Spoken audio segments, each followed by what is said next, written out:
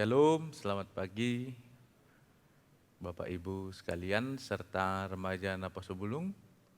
Kita akan bersekutu dengan firman Tuhan, tapi sebelum itu mari kita berdoa. Kasih karunia bagimu dan damai sejahtera yang dari Allah Bapa dan yang dari anaknya Tuhan Yesus Kristus. Amin. Bapak Ibu terkasih dalam Kristus Yesus, serta saudara-saudari remaja Napaso Bulung, dimanapun kita berada, kiranya kasih sukacita yang daripada Tuhan senantiasa bersama-sama dengan kita. Kita akan mendengarkan firman Tuhan yang akan dibacakan.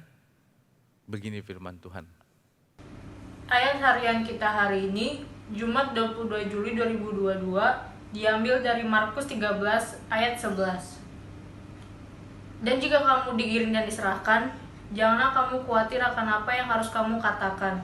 Tetapi katakanlah apa yang dikaruniakan kepadamu pada saat itu juga. Sebab bukan kamu yang berkata-kata, melainkan Roh Kudus. Demikianlah firman Tuhan. Saudara-saudari, Bapak Ibu terkasih dalam Kristus Yesus, firman Tuhan pada hari ini ingin mengingatkan kita kembali tentang pemakaian dan penggunaan hikmat di tengah-tengah kehidupan kita. Banyak hal-hal yang telah terjadi, banyak hal-hal yang baru yang tersampaikan ataupun yang kita lihat tidak sesuai dengan firman Tuhan, dan ada juga mungkin yang mirip dengan firman Tuhan, tetapi bukan dari produk firman Tuhan atau Alkitab. Ini akan mempengaruhi kita dalam memahami iman kita masing-masing. Di dalam kehidupan setiap insan atau setiap makhluk ciptaan Tuhan, daya untuk memahami, daya untuk bertahan pasti memiliki pertahanan-pertahanan masing-masing, yang dimana kita memahami kehidupan kita yang sangat rentan ataupun kehidupan kita yang sudah kuat menurut pemahaman kita masing-masing. Di dalam kitab Markus ini, setiap anak Tuhan, setiap orang percaya harus senantiasa bertahan dalam iman percaya dan memakai hikmat yang daripada Tuhan untuk menghadapi atau menyelesaikan setiap polemik di tengah-tengah kehidupan, agar tidak terjatuh atau tidak terjerambab dalam pendelian ataupun keputusasaan. Inilah yang merujuk kita agar tetap senantiasa memahami, memperbaharui, dan tetap konsisten dalam firman Tuhan. Di dalam perjalanan hidup manusia, apabila dipertemukan ataupun diperhadapkan dengan case permasalahan tentang iman, kita tidak serta-merta memiliki kekerasan ataupun bertahan kuat dalam situasi yang tidak baik. Kita harus memiliki hikmat, kita harus memiliki pemahaman akan situasi tersebut, agar firman Tuhan dapat dilihat menjadi sebuah hal yang baik dan yang tidak merusak tatanan kehidupan manusia. Bagaimanakah kita mengajarkan ataupun memberitahukan firman Tuhan itu melalui cara-cara yang baik, tidak dengan emosional, tidak dengan sikap yang tidak baik, sehingga orang yang mendengarkan firman Tuhan itu dapat menerima firman Tuhan dengan baik.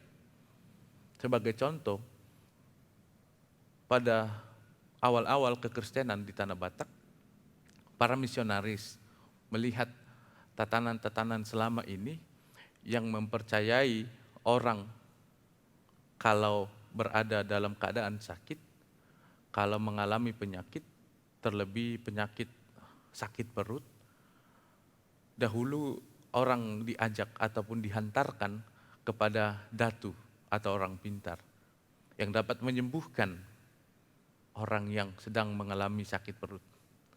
Tetapi misionaris melalui firman Tuhan memiliki kebijaksanaan untuk menyampaikan sebuah formula baru ataupun sebuah pengetahuan baru dalam menyelesaikan persoalan penyakit perut tersebut.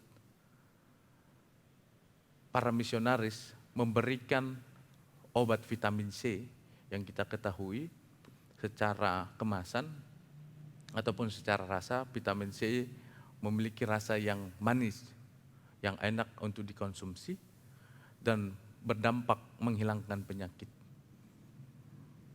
Awal-awal kesembuhan orang-orang Batak setelah memakan vitamin ini, para datu dan orang-orang Batak melihat para misionaris ini adalah orang yang sakti, adalah orang yang memiliki kekuatan yang tinggi. Tetapi mereka tidak menyadari bahwasanya penyakit perut itu dapat dihilangkan dengan berbagai obat-obat yang telah diproduksi pada waktu itu. Inilah yang membuat semangat orang Batak dahulu untuk mempercayai kekristenan, yang dimana kekristenan itu memberikan pengetahuan, memberikan cara-cara yang baik dalam setiap orang yang percaya kepadanya. Karena kita ketahui 3 pilar misionaris datang ke tanah Batak. Yang pertama adalah Injil, dan itu berbentuk kepada pendidikan dan kesehatan. Secara basically, misionaris menawarkan kabar sukacita itu dengan cara yang sangat sukacita. Pendidikan dan kesehatan menjadi tiang utama agar orang mengenal kekristenan itu adalah sebuah kepercayaan ataupun hal yang baik untuk memajukan dan untuk menghantarkan orang Batak ke dalam pengetahuan. Karena kita mengetahui orang Batak dahulu masih hidup di dalam kegelapan, tanpa pendidikan, tanpa kesehatan, hidup di dalam naungan kegelapan, hidup dalam penyembahan-penyembahan berhala, hidup dalam pengetahuan tentang ilmu-ilmu kebatinan ataupun hadatuun.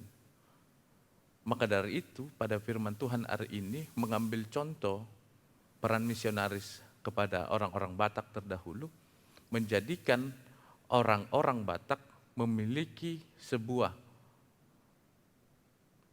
style ataupun kehidupan yang baru setelah menerima sentuhan dari misionaris.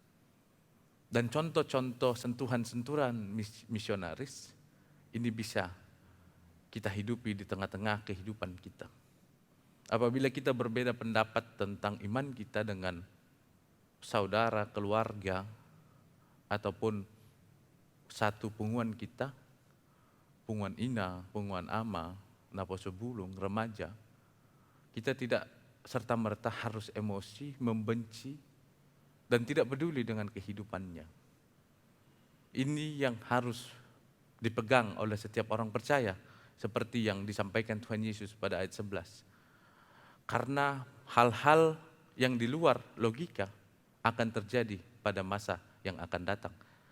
Dan bisa kita lihat pada masa kini, masa zaman kita, banyak hal-hal yang di luar logika ataupun hal-hal yang sangat memprihatinkan terjadi.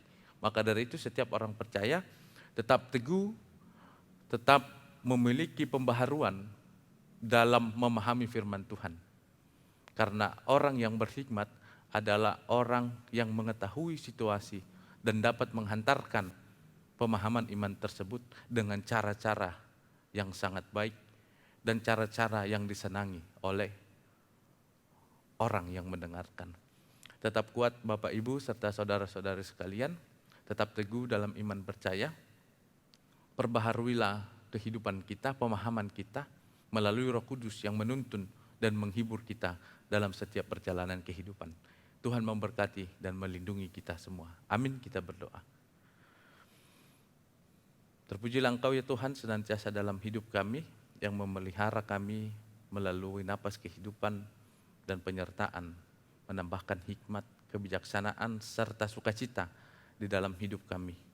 Inilah yang menjadi sebuah sukacita besar kami ya Tuhan, dalam memahami dan dalam melakukan firman Tuhan di setiap perjalanan kehidupan kami. Tuntunlah kami senantiasa ya Tuhan melalui Roh-Mu yang kudus, agar kami dapat melakukan seluruh perintah Tuhan, dapat melakukan apa yang menjadi kehendak Tuhan di dalam kehidupan kami. Tuhanlah yang memberkati setiap pikiran kami, agar kami senantiasa berhikmat ya Tuhan. Jangan memiliki kekerasan kepala, kekerasan pemahaman, sehingga kami memandang firman Tuhan sebagai sebuah hal yang dapat membuat perpecahan di antara kami. Tapi yakinkanlah kami ya Tuhan, firman Tuhan akan senantiasa memperbaharui kami, mengajak teman-teman kami, membuat kami menjadi satu melakukan apa yang Tuhan kehendaki. Kiranya senantiasa Tuhan hidup di dalam hati kami melalui Roh Kudus-Mu. Berkatilah para Bapak Ibu dan saudara-saudari kami ini ya Tuhan, yang bersekutu dalam renungan harian pada pagi hari ini. Serta berkatilah setiap pekerjaan. Aktivitas hari ini kami serahkan hanya dalam tangan pengasihan Tuhan. Terpujilah Engkau ya Tuhan, di dalam Yesus Kristus kami berdoa. Amin. Selamat pagi Bapak Ibu serta saudara-saudari sekalian. Selamat beraktivitas, Tuhan Yesus memberkati. Amin.